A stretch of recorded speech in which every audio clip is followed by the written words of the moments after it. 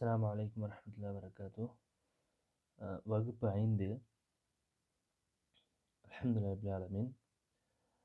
இந்த வகுப்புல வந்து பேசப்பட்டது என்னன்னு சொன்னா, ஷைத்தானுடைய விஷயத்த பத்தி தான் பேசுனாங்க. இந்த ஷைத்தான் என்பது இந்த அளவிற்கு நம்மளுடைய அ உள்ளத்திலயும், நம்மளுடைய நரம்பு நாடிகளிலயும் எந்த அளவுக்கு ஊறி போச்சு அப்டின்னா, நம்மளுடைய தினசரி வாழ்க்கை ஷைத்தானாகவே ஷைத்தானுடைய செயலாகவே மாறிவிட்டது. ஷைத்தானாகவே மாறிவிட்டோம் அப்படின்ற அளவிற்கு ஷைத்தான் நம்மள்ட்ட ஊறிட்டான். இது யாராலும் மாற்ற முடியாது. ஏன்னா இன்றைக்கு இருக்கக்கூடிய உலகம் என்பது முற்றிலும் தவறுகளுக்கு அதிகமாக வழிவகுக்கக்கூடிய செயல்களத்தான் அதிகமா காணப்படுகிறது. இணையதளமா இருக்கட்டும், நேர்காணலாக இருக்கட்டும், அல்லது இன்ன பிற செயல்கள் எதுவாக இருந்தாலும் ஷைத்தானுடைய வழிகளாகத்தான் அதிகமாக நாம் பார்க்கப்படுகிறது. ஆனால் ஷைத்தானுக்கு எதிராக இருக்கக்கூடிய விஷயம் ஒண்ணு வேணும் அப்படின்னு பார்த்தோம்னு சொன்னா, அது ஒண்ணே ஒண்ணு தான் குரான்.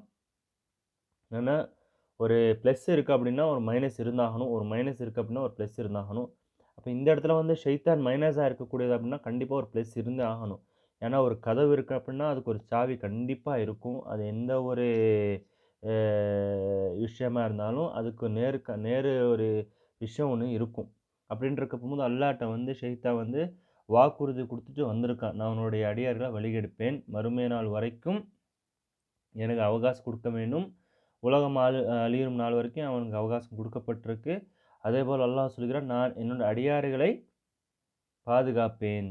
அப்படி என்று அல்லாஹ் சொல்றான். நீ நாடு நான் நீ நான் நான் வந்து அவர்களை என்னோட அடியார்களை நான் பாதுகாப்பேன். எனது வழியில் உள்ளவர்களை நீ வழிகெடுக்க முடியாது என்று ஷைத்தான்ட்ட வந்து அல்லாஹ் வந்து வாக்குறுதி குடுத்துருக்கான். அப்படின்னு பார்க்குறப்போ வந்து நம்ம இந்த இந்த லெசன்ல வந்து ஒரு 4 விஷயத்த நம்ம வந்து பார்த்துருந்தோம். 1 கேரக்டர். நம்ம வந்து ஒரு குரானுடைய முன்னாடி தொறக்கறதுக்கு முன்னாடியே நம்மளுடைய உள்ளத்தில எந்த ஒரு குரான பற்றி எந்த ஒரு பின்பமும், எந்த ஒரு ஆற்றலும் இல்லாமல், குரான் என்றால் என்ன என்று தெரிந்து தெரிந்து கொள்வதற்கு மொத்தம் உள்ளத்தையும் என்ன செய்யணும்? டோட்டலாவே வந்து குரான் முன்னாடி வச்சிரணும். என்ன சொல்ல வருது? என்ன சொல்லப்போகுது குரான்? அப்படின்ற ஒரு எதிர்பார்ப்போட நம்ம வந்து குரான் தொறக்கணும். அதேபோல வந்து நம்முடைய 3வது வந்து எப்படின்னா, நம்மளுடைய வாழ்க்கையில வந்து குரான வந்து நடைமுறைப்படுத்தணும். எக்ஸ்பெரிமெண்ட் தான் முக்கியம். எந்த அளவுக்கு நம்ம வந்து தெரிஞ்சுக்கிறோமோ, அத எக்ஸ்பெரிமெண்ட் பண்ணி ஆகணும். அதுதான் ரொம்ப ரொம்ப முக்கியம். அதேபோல 4வது பாயிண்ட் எப்படின்னா, தடைகளை தவிர்க்க வேண்டும். இந்த ஒரு விஷயத்தை செய்றோம் அப்படின்னா, எந்த ஒரு நோக்கமும் இருக்கக்கூடாது. என்ன வந்தாலும் பார்த்துக்கலாம். அல்லாஹ் இருக்கான் அப்படின்ற ஒரு சிந்தனையோட, நம்ம ஓதுதல வந்து அதிகப்படுத்தணும். என்ன நடந்தாலும் சரி, அத வந்து கவனம் சிதறாமல் நம்மளுடைய இந்த தடைகள்லாம் உடைத்துட்டு போகணும். இந்த 4வது பாயிண்ட்ட தான் நம்ம வந்து முக்கியமா வந்து பார்க்கணும். தடைகளா இருக்கக்கூடியது என்ன அப்படின்னு ஷைத்தானுடைய விஷயத்துல வந்து குரானோட விஷயத்துல வந்து ஷைத்தான் தான். தொழுகைகளா இருக்கட்டும், நன்மையான காரியங்களா இருக்கட்டும், குரான் ஓதுதலா இருக்கட்டும், அத வந்து அதிகமாக வந்து அ தடைகளா இருக்கக்கூடியது ஒரே ஒரு விஷயம் தான் ஷைத்தான் தான். ஏன் அந்த நேரத்துல தான் ஓதுறப்ப தான், தொழுகுறப்ப தான் பல சிந்தனைகள் ஏற்படும். ஏதாவது ஒரு விஷயம் மறந்திருப்போம். எவ்வளோ சிந்திச்சாலும் வந்திருக்காது, ஞாபகம் வந்திருக்காது. ஆனா குரான் ஓதுறப்போ அல்லது தொழுகுறப்போ வந்து நம்மளுக்கு என்ன அப்டின்னா, இந்த மாரி சிந்தனை வரும். இதனால தான் நான் இத தான் மறந்துட்டோம் அப்படின்னு. இதுக்கு காரணம் என்ன? ஷைத்தான் அந்த நேரத்துல வந்து அந்த சிந்தனைய போடுவான். அந்த சிந்தனைய போட்டு நம்மளுக்கு ஞாபகம் ஊட்டுவான். தொழுகைய மறக்கடிக்கிறதுக்கு, தொழுகைய வந்து பாழாக்குறதுக்கு, ஓதுதல வந்து மாற்றுறதுக்கு, ஓதாதப்பா போதும்பா, போ மற்ற வேலைகள் இருக்கு. இந்த வேலைகள் இருக்கு அப்படின்ற ஞாபகம் காட்டுறதுக்குலாம் ஷைத்தான் வந்து தடையா இருப்பான். இப்ப இந்த 4வது பாயிண்ட் வந்து ரொம்ப ரொம்ப நம்மளுக்கு வந்து முக்கியம். அ குரான் ஓதுறப்போ வந்து அவுது பில்லாஹி மினஷ் ஷைத்தானிர் பரவலாக ஓதுவோம். ஆனா உண்மையிலேயே வந்து அது ஓதுல அர்த்தம் நம்மளுக்கு தெரிந்தும் கூட அது செயல்படுத்துவதில்லை. எதற்காக ஓதுறோம்? அந்த ஓதுனுடைய நோக்கம் என்ன? அதனுடைய பலன்கள் என்ன என்று தெரியாமயே நம்ம என்ன செய்றோம்? அத செயல்படுத்திக்கிட்டே வந்துகிட்டே இருக்கோம். சின்ன பிள்ளையிலேருந்து நம்ம வரைக்கும் செயல்படுத்திக்கிட்டே வர்றோம்.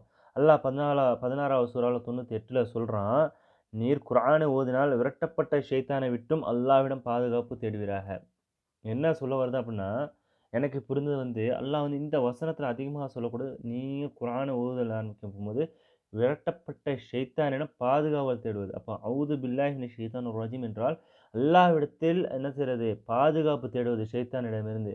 இப்ப இந்த அர்த்தம் ஷைத்தானிடமிருந்து பாதுகாப்பு தேடுவதுன்னு எப்படி? யா அல்லாஹ் எனக்கு பாதுகாப்பு குடு, யா அல்லாஹ் இது போன்ற இது போன்ற ஒரு செயல்கள செய்வதல்ல. குர்ஆன் ஓதுவோம் என்று சொன்னால், குர்ஆனை உனக்காக ஓதுகிறேன். இதில் எந்த ஒரு விஷயத்தையும் எனக்காக என்ன இருக்கிறதோ, அதை நான் கற்றுக்கொள்ள வேண்டும். அதை நான் செயல்படுத்த வேண்டும் என்ற முழு மூச்சோட இறங்கி, முழு மனசோட வந்து வெட்ட வெளியில வச்சுக்கிட்டு நம்ம செய்யணும். அல்லாஹ் நம்மள்ட்ட பேசுறான்.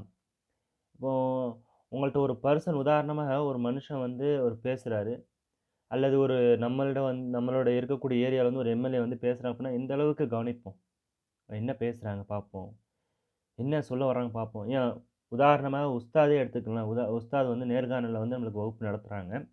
வகுப்பு நடத்துறப்போ, அ ஒரு அச்சத்தோட, ஒரு ஒரு எதிர்பார்ப்போட, ஒரு புத்துணர்ச்சியோட வந்து நம்ம வந்து அத கேட்போம். என்ன சொல்றாங்க பார்ப்போம். என்னமோ சொல்ல வர்றாங்க. என்ன அத வந்து கேட்டுக்கிட்டு நம்ம தெரிஞ்சுக்கிறோம். அப்படின்ற ஒரு ஆர்வத்தோட நம்ம என்ன செய்வோம், அத கேட்போம். அவங்க நம்மள்ட்ட பேசுறாங்க அப்படின்ற ஒரு ஆர்வத்தோட கேட்போம். அதே போல தான் குர்ஆன் நம்மள்ட்ட பேசுது. நம்மளோட வாழ்க்கைக்கு என்னமோ சொல்ல வருது. அப்ப ஷைத்தான்ட்ட இருந்து நம்ம வந்து பாதுகாவல் தேட நல்லாட்ட. அல்லாஹ் ரப்புல் ஆலமீன் தான் பாதுகாவல் குடுக்கக்கூடியவன். அப்போ நம்ம ஷைத்தான்ட்ட இருந்து தூரமா இருக்கணும். அப்ப ஷைத்தான் நெறைய சிந்தனைகள் கொண்டு வருவான். இப்படிலாம் நம்மளுக்கு என்ன செய்வான்? சிந்தனை ஊட்டுவான். இப்படியெல்லாம் வழி எடுப்பான். அப்படின்ற ஒரு சிந்தனையோடு முன்னெச்சரிக்கையாகவே ஷைத்தானிலிருந்து பாதுகாப்பு தேடணும் அப்படின்ற ஒரு முன்னெச்சரிக்கையோடு, ஷைத்தான் என்றால் வழிகெடுக்கக்கூடியவன் தான் என்ற முன்னெச்சரிக்கையோடு, அல்லாஹ்ட்ட பாதுகாப்பு தேடி ஓத வேண்டும். அதேபோல அல்லாஹ் சொல்றான் 29வது சூராவில் 69வது ஆயத்தில, "நமது விஷயத்தில் முயற்சி செய்வோரை நம்முடைய வழிகளில் செ செலுத்துவோம். அல்லாஹ் நன்மை செய்பவர்களுடன் இருக்கிறான்." எவ்வளோ பெரிய விஷயம். அடுத்த வசனத்த பாருங்களேன். அல்லாஹ் சொல்றான். நம்ம பார்த்த முன்னாடி வசனத்துக்கு அடுத்த வசனமா அல்லாஹ் சொல்றான், என்னோட வழியில், அல்லாஹ்வோட வழியில் எவர் ஒரு முயற்சி செய்றாரோ, அவர் நிச்சயமாக கைவிட மாட்டோம் என்றான். நான் கைவிட மாட்டேன் என்றான். அப்போ முயற்சி என்பது இங்க வலியுறுத்தப்பட்டிருக்கு. முயற்சி கண்டிப்பாக செய்யணும். முயற்சி இல்லாத ஒரு செயல் என்பது நிச்சயமாக எந்த ஒரு பயனும் தராது. உஸ்தாத் சொன்ன போல தான். முதல்லயே வந்து சொன்னது போல, குர்ஆனை ஓதுதல் மூலியமாக எந்த ஒரு பயனும் தராது. அது புரிதல் இல்லாமல், செயல்கள் வடிவில் இல்லாமல். அப்போ குர்ஆன் எல்லோரும் ஓதுறோம்.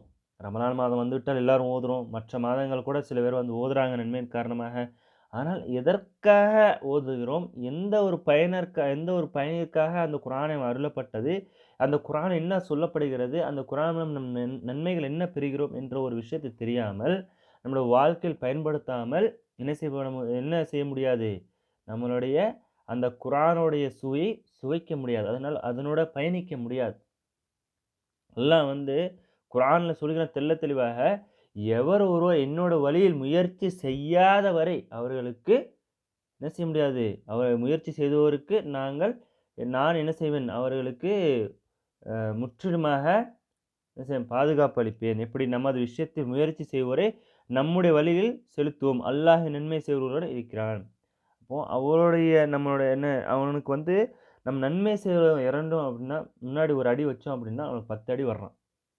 அப்ப நன்மை செய்வதற்காக நம்மளுடைய காரியங்கள வந்து நன்மையான காரியத்துக்காக நம்ம செயல்படுத்துறோம் அப்படின்னு சொன்னா, நிச்சயமாக நம்ம என்ன செய்யணும் நல்லா அவன் வழிகள பாதுகாக்கிறான். நம்மள வந்து அந்த வழிகள பாதுகாக்கிறான். நன்மை செய்பவர்களாகவே பாதுகாத்துக்கிட்டே வர்றான். அப்போ நம்மளுடைய சிந்தனையில், நம்மளுடைய வாழ்க்கையில் நிச்சயமா இந்த 4வது பாயிண்ட் வந்து ஷைத்தானிடந்து அதிகமா நான் பாதுகாப்பு தேடணும். நம்மளுடைய வழிகள வந்து தடைகளா இருக்கக்கூடிய ஒரு விஷயத்த வந்து தூக்கி எறிஞ்சிட்டு, நம்ம முற்றிலுமாக அல்லாஹ்ட்ட வந்து நம்மளுடைய மனச வந்து சரண்டர் பண்ணிறணும். அல்லாஹ் என்ன சொல்ல வர்றான்? என்னோட வாழ்க்கையில என்ன நடக்கப் போகுது? என்ன சொல்வதற்கு இந்த குர்ஆன் அருளப்பட்டிருக்கு? இது போன்ற விஷயங்கள்லாம் இந்த குர்ஆன்ல இருக்கு. நம்மளோட நோக்கம், இந்த உலகத்துக்கு வரப்பட்ட நோக்கம் என்ன? அல்லாஹ் வணங்குவதற்கு. வணக்கம் என்றால் என்ன? தொழுகை மட்டும் தான் என்று சொன்னால் நிச்சயமாக கிடையாது. வணக்கம் என்றால் அல்லாஹ்வுடைய வார்த்தைகளை கேட்பதும், அதை செயல்படுத்துவதும் தான். முதல் புரிஞ்சுக்கிற ஒரு விஷயம் என்ன? தொழுகை, நோன்பு, ஜக்காத் இதுதான் அதிகமா பேசப்படுகிறது. இது அல்ல ஒரு வணக்கம் என்பது. இது ஒரு புறம் அந்த வணக்கம் என்பது ஒரு புறம் தான். இது முற்றிலும் வணக்கம் என்று சொல்லும். இது ஒரு வணக்கம். ஆனால் இது ஒரு புறம் மட்டும் தான். ஆனால் இதற்கு முதன்மையானது குர்ஆன். ஏன்னா குர்ஆன் மூலியமா தான் முதல்ல அருளப்பட்டது நபிக்கு யாரு? குர்ஆன். ஓதுவீராக என்று நீங்க ஓதுங்க. அந்த குகையில இருக்கும்போது அருளப்பட்டது குர்ஆன் மட்டும் தானே. அப்போ அந்த குர்ஆனை நம் முதன்மையாக வைத்து தான் ஒவ்வொரு வணக்கத்தையும் செயல்படுத்த முடியும். அல்லாஹ் என்ன சொல்றான்னு தெரியாம நம்ம வந்து நன்மை செய்ய முடியுமா? அல்லாஹ் வந்து இந்த நன்மை தர்றான் அப்படின்னு சொன்னா தான் நம்ம என்ன செய்யணும்? அது விரையணும். நீங்க வந்து பாவ மன்னிப்பு தேடுங்க. அல்லாஹும்ம இன்னக அஃபுவன் துஹிப்புல் அஃவ ஃபஅஃபு அன்னி, அஃபு அன்னா. இது வந்து எப்போ ஓதுறோம் அப்படின்னு சொன்னா, ரமலான் மாதத்துல கடைசி 10ல அதிகமா ஓதுவோம். காரணம் என்ன? இதோடைய நன்மைகள் இப்படி இருக்கும். உங்களுடைய கடன் நுரை அளவிருந்தாலும் நன்மை பாவகத்தை கழித்துவிட்டு நன்மையா மாற்றப்படும் என்ற ஒரு விஷயத்தை தெரிந்திருக்க வைத்தனால தான் நம்ம என்ன சொல்றோம், அதிகமா அது ஓதப்படுகிறது. அது எப்படி நம்மள்ட்ட வந்துச்சு? நபிகள் நாயகம் ஸல்லல்லாஹு அலைஹி வஸல்லம் சொன்னார்கள் அப்படின்ற ஒரு காரணத்துக்காக வந்துச்சு. நபிகள் நாயகம் ஸல்லல்லாஹு அலைஹி வஸல்லம் எப்படி சொன்னாங்க? அல்லாஹ்வுடைய விஷயத்த அல்லாஹ் நம்மளுக்கு அல்லாஹ் சொல்லி தந்த காரணத்தால தான் நம்மளுக்கு என்ன செஞ்சாங்க நபி ஸல்லல்லாஹு அலைஹி வஸல்லம் அத கற்று தந்தார்கள். அல்லாஹ் சொல்லாத ஒரு விஷயத்தை நபி ஸல்லல்லாஹு அலைஹி வஸல்லம் சொல்லவே மாட்டார்கள். இது முற்றிலுமாக நாம் நம்புகிறோம். இக்லாஸ் முதல்ல நம்ம பாடத்துல நம்ம வந்து பார்த்தது ஒண்ணு தான். என்ன பார்த்தோம் அப்டின்னா, ஆயிஷா ரலியல்லாஹு அன்ஹாட்ட வந்து ஆமீர் ரலியல்லாஹு அன்ஹு கேட்பாங்க. நபிகள் நாயகம் ஸல்லல்லாஹு அலைஹி வஸல்லம் குணம் எப்படியாக இருந்தது? ஏன் நீங்க குர்ஆன ஓதலையா?